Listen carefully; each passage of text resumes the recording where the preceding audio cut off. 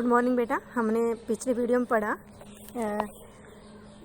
हिमालय पर्वत के बारे में। काफ़ी लंबा टॉपिक था, उसको कहीं मैंने शॉर्टली कराया था। तो आप थोड़ा सा चैप्टर को दोबारा से रिवाइज कर लिया करो, चैप्टर पूरा पढ़ा करो बुक में से। नहीं समझ में आई है तो दोबारा पूछ सकते हो, कॉल कर सकते हो, मैसेज कर सकते हो। देखो बेटा, बुक खरीदो, बुक में से पढ़ोगे तभी समझ में आएगा। आज हमारा है उत्तरी भारत के मैदान। हम उत्तरी भारत के मैदान की बात करते हैं तो ये अभी आपको बताया था मैंने आपको। उत्तरी भारत के मैदान यहाँ से शुरू होते हैं। ये देखिए, ये पर्वत है, शिवालिक रेंज है। शिवालिक रेंज के नीचे आप मैदान सिंपल जो भाग देख रहे हो, बिल्कुल वाइट कलर जो देख रहे हो, ये भारत के उत्तरी मैदान में आते हैं। आगे समझ में आपको, ये जो भारत का क्या है, उत्तरी मैदान के अंदर आता है। इसी मैदान को माना जाता है सिंधु, गंगा, ब्रह्मपुत्र, तीन नदियाँ। सिंधु नदी ये जो कि कहाँ पे, तिब्बत के पठार में से यहाँ से वो निकलती है, मानसरोवर झील के पास से निकलती है, और यहाँ से निकलकर भारत के जम्मू कश्मीर में प्रवेश करने के बाद में ये पाकिस्तान में चली जाती है। और पाकिस्तान से होती हुई देखिए आप यहाँ पे, ये किस में पड़ती है, अरब सागर में गिरती है। ठीक है, उसके बाद में हम देखें गंगा। अगर गंगोत्री से निकलती है गंगा उत्तराखंड में, और गंगोत्री से निकलने के बाद में भारत की सबसे लंबी बड़ी नदी है।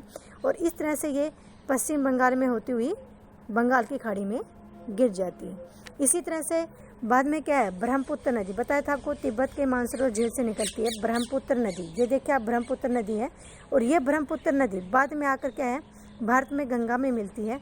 गंगा में मिलने के बाद में ये क्या है, बंगाल की खाड़ी में गिर जाती है। तो इस साइड के जो मैदान बने हुए हैं ब्रह्मपुत्र नदी के सहायक नदियों के द्वारा, ये जो बीच वाले मैदान बने हैं ये गंगा, और गंगा की सहायक नदी जैसे यमुना है, गंगा की सहायक नदी घाघरा है, गंगा की सहायक नदी गंडक है, गंगा की सहायक नदी कोसी है, तीस्ता है। तो इस तरह से जो नदियां हैं, गंगा की, सॉरी तीस्ता ब्रह्मपुत्र नदी की सहायक नदी है बेटा। ठीक है, इन नदियों के द्वारा बहा के मिट्टी जो लाई गई। आपको एक बार फिर थोड़ा सा बता दूं, भारत को ही टाइम में जब ये किसका पार्ट हुआ करता था, ये जब किसका, ऑस्ट्रेलिया का पार्ट हुआ करता था। और जब ये ऑस्ट्रेलिया से टूट के भारतीय प्लेट आगे की तरफ खिसकी, और आगे आके जब भारतीय प्लेट किससे टकराई, ये जब आकर टेथिस सागर से टकराई, तो टेथिस सागर का जो भाग है वो क्या हुआ, वो ऊपर उठ गया, और उसके बाद में हिमालय पर्वत बन गया। हिमालय पर्वत के बनने के बाद देखो आप,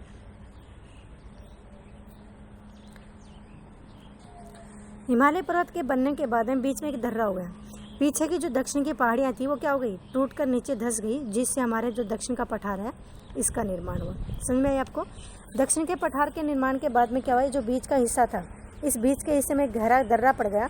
धीरे धीरे नदियों के द्वारा इसमें लाकर मलबा और मिट्टी भरते गए, और बाद में इसने एक समतल मैदान का रूप ले लिया। इस तरह से भारत के उत्तरी मैदान का निर्माण हुआ। ठीक है, तो इसमें आप देखिए भारत का उत्तरी जो मैदान है, अगर हम इसकी बात करते हैं तो आप देखिए भारत के उत्तरी मैदान भी देखिए आप, भारत का जो उत्तरी है वो किससे, गंगा, सिंधु, ब्रह्मपुत्र मैदान कहलाता है। भारत के उत्तरी भाग में स्थित होने के कारण से उत्तरी भाग भारत का मैदान भी कहा जाता है। अकेले रावी तथा सतलुज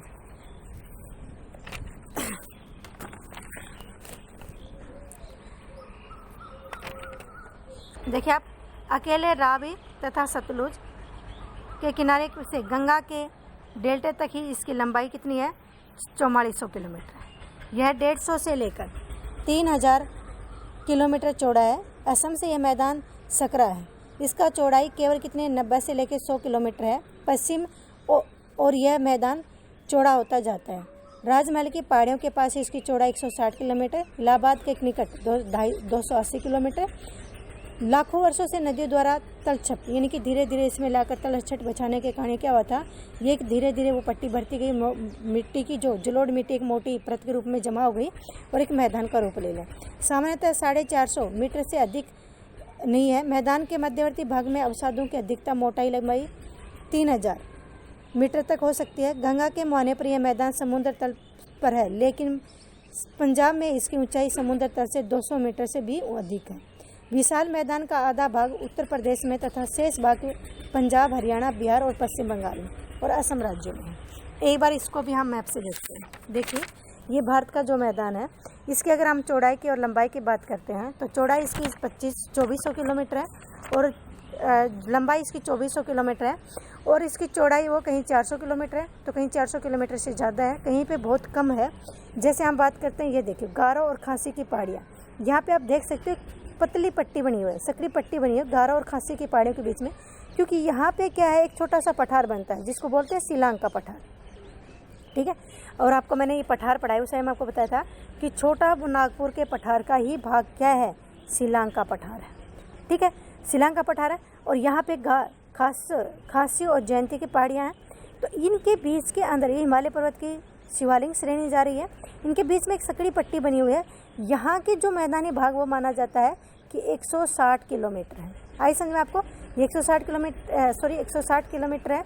उसके बाद की अगर बात करते हैं तो ये मैदान का भाग क्या है, आगे धीरे धीरे धीरे धीरे धीरे धीरे कहीं 400 किलोमीटर, तो कहीं 150 किलोमीटर, कहीं 180 किलोमीटर है। इसी तरह से इसका क्या है, अगर हम बात करते हैं गंगा के, तो यहाँ का अगर हम बात करते हैं, ये वाला गंगा का ये मुहाना देखिए आप, अगर यहाँ पे हम जहाँ गंगा समुद्र में गिरती है, ये देखिए यहाँ पे गंगा समुद्र में गिर रही है, तो यहाँ पे गंगा का जो ये समुद्र में गिर रही है, यहाँ का जो है मैदानी जो भाग है, ये वाला जो मैदानी भाग है वो क्या है, समुद्र तल के बराबर है। लेकिन जैसे जैसे हम उत्तर की तरफ बढ़ते जाएंगे तो इसकी ऊंचाई क्या है, अगर पंजाब में जाकर बात करते हैं तो पंजाब में इसकी ऊंचाई कितनी होगी, पंजाब में जाने के बाद में समुद्र तल से उसकी ऊंचाई 200 मीटर ऊँची हो जाती है।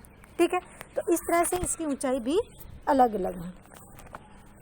अब आप देखिए आगे इसका है मैदान के भौतिक लक्षण क्या क्या हैं। पहले भांबर को मैं आपको बता दूं, देखिए इसमें आप मैप के अकॉर्डिंग पढ़ेंगे तो ज़्यादा बेटर रहेगा। भांबर देखो किस में कहते हैं, ये देखिए आप, ये हिमालय पर्वत है, हिमालय पर्वत की ये क्या है, शिवालिक रेंज है। अगर आप कभी जम्मू कश्मीर में गए हो या आप कभी वैष्णो देवी गए हैं तो आपने वहाँ देखा होगा कि जैसे हम जम्मू में एंट्री करने के बाद में और क्या है, जब चढ़ाई शुरू होती है तो थोड़े थोड़े क्या होते हैं, कंकड़ पत्थर। यहाँ आप हिमाचल में चले जाओ, वहाँ पे भी मोटे मोटे कंकड़ पत्थरों बिछे हुए हैं मैदानी भागों में। ठीक है, नदियों के द्वारा लाकर जो मोटे मोटे कंकड़ पत्थर बिछा दिए जाते हैं, उसमें जो कुछ मिट्टी दबी रहती है और इससे लगने वाला जो मैदानी भाग है उसको क्या कहते हैं, भांबर कहा जाता है। आया समझ में आपको, इसी को क्या कहते हैं, भांबर कहते हैं। ये 16 किलोमीटर चौड़ी पट्टी है। भांबर की हम बात करें तो ये 8 से लेकर 16 किलोमीटर चौड़ी पट्टी होती है, जो कि किसमें, ठीक शिवालिक जो श्रेणी है उसके ठीक लगते हुए किसमें, पंजाब है या फिर हिमाचल है या जम्मू कश्मीर का जो मैदानी भाग है वहाँ पे होती है। तराइन किसको बोलते हैं, अब ये भी देखिए आप, ये जो नदियाँ हैं, सिंधु की सहायक नदियों, सिंधु की सहायक नदी कौन सी है, रावी है, सतलुज है, झेलम है, ये सिंधु की सहायक नदियाँ हैं। या फिर हम बात करते हैं गंगा की सहायक नदियाँ हैं। तो इन नदियों के द्वारा जो मैदानी भागों में जो नदियों के द्वारा लाकर जो मिट्टी बिछाई जाती है, आपने कभी सुना होगा हिस्ट्री में तराइन का युद्ध, जो कि पृथ्वीराज चौहान और पृथ्वीराज चौहान और मोहम्मद गोरी के बीच हुआ था। ये पहला हुआ था 1191 और 92 में। ठीक है, तो तराइन का युद्ध के नाम से जाना जाता है। ये तराइन अगर बात करते हैं, तराइन जो जगह है ये हरियाणा के जो कुरुक्षेत्र है उस डिस्ट्रिक्ट में पड़ती है। तो तराइन किसको कहते हैं, इन नदियों के द्वारा लाकर जो मिट्टी बिछाई जाती है। ठीक है, और जो नदियों के द्वारा लाकर नवीन जलोढ़ मिट्टी जो बिछाई जाती है उसके जो क्षेत्र होता है उसी को कहा जाता है तराइन का मैदान। आगे समझना आपको, तराइन क्षेत्र। उसके बाद में बांगर और खादर, देखिए आप इसमें क्या है, बांगर और खादर। आप देखिए कि जब नदियों के द्वारा जो लाकर मिट्टी नदियों के किनारों पर या मैदानी भाग में छोड़ दी जाती है, ठीक है, तो उसमें क्या है कि वही जो नवीन नदियों के बिल्कुल मुहाने के ऊपर जो नवीन मिट्टी बिछी होती है, नई मिट्टी जो बिछी होती है उसको बांगर कहा जाता है। ये ज़्यादा उपजाऊ होती है। लेकिन जो धीरे धीरे क्या होती है, नदियों के से दूर जो मिट्टी होती जाती है, जलोढ़ जो मिट्टी है जो नदियों के किनारे से दूर होती चली जाती है, वो पुरानी मिट्टी हो जाती है जिसको खादर कहा जाता है। ये कम उपजाऊ मिट्टी होती है बांगर की बजाय खादर। ठीक है, अब आप देखिए प्रायद्वीपीय पठार सॉरी मैंने करा दिया। इसमें आप देखिए बांगर और खादर में क्या अंतर है, आगे समझ में। बांगर और खादर में क्या है, ये शिवालिक के गिरिपद यानी कि बिल्कुल, बांगर कौन सी मिट्टी है जो नदियों के बिल्कुल मुहाने पे पाई जाती है। शिवालिक की बिल्कुल गिरिपद यानी कि पहाड़ के गिरिपद होता है, पहाड़ के बिल्कुल लगते हुए टच में क्षेत्र होता है, वहाँ पाई जाने वाली सिंधु नदी से तीस्ता नदी के बीच स्थित है। ठीक है, ये कम से कम कितनी चौड़ी मिट्टी में 8 से लेकर 16 किलोमीटर की सकड़ी पट्टी में पाई जाती है। इसमें भारी पत्थर होते हैं, कंकड़ होता है, बजरी होते हैं, को जमाव होता है। ठीक है, ये परागम चट्टानों का क्षेत्र होता है। परागम चट्टानों का अधिकांश नदियाँ भूमिगत होकर क्या होती हैं, अदृश्य हो जाती हैं। यह प्रदेश कृषि के लिए उपयुक्त नहीं होता है। कारण क्या है? क्योंकि ज़मीन दलदली होती है, पानी ज़्यादा होता है, तो फसल उसमें इतनी अच्छी नहीं होती। अगला क्या है? तराइन, भांबर और तराइन में अंतर है ये। तो इसमें तराइन में देखिए बेटा, ये क्या है? ये भांबर के ठीक अगला जो दक्षिण में लगने वाला भाग है, इसको तराइन कहते हैं। इसकी कितने होता है? 20 से लेकर 30 किलोमीटर इसकी चौड़ाई होती है, जबकि भांबर की चौड़ाई कितनी होती है? 8 से लेकर 16 किलोमीटर। यह अपेक्षाकृत बारीक कण वाला होता है, जलोढ़ मिट्टी पाई जाती है और ज़्यादातर वनों से ढका वाला क्षेत्र है।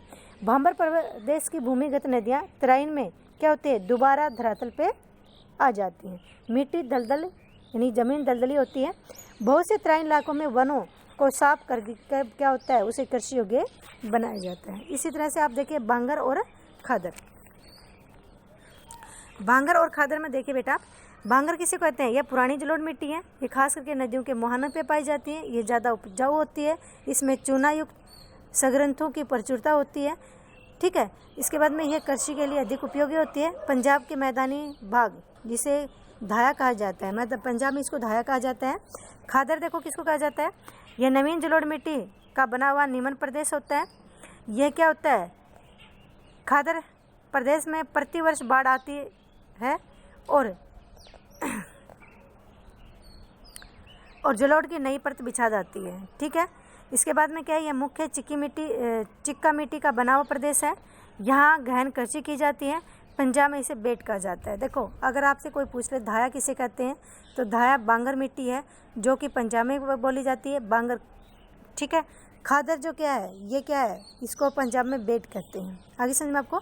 ये हमारा आपका उत्तरी भारत का उत्तरी मैदान भी हो गया है। आपको तीनों पार्ट मैंने करा दिए हैं। अगर आपको समझ में नहीं आया तो मैं आपको मेरे पर मैसेज करके आप मेरे को एक बार ज़रूर बताएं कि मैम प्रायद्वीप या पठार को एक बार दोबारा करा दें। अगर आप ये कहो कि ज़रूरी नहीं है तो ठीक है, और अगर आपको लगे कि दोबारा कराना है तो आप एक बार ज़रूर बता दें बेटा। Thank you.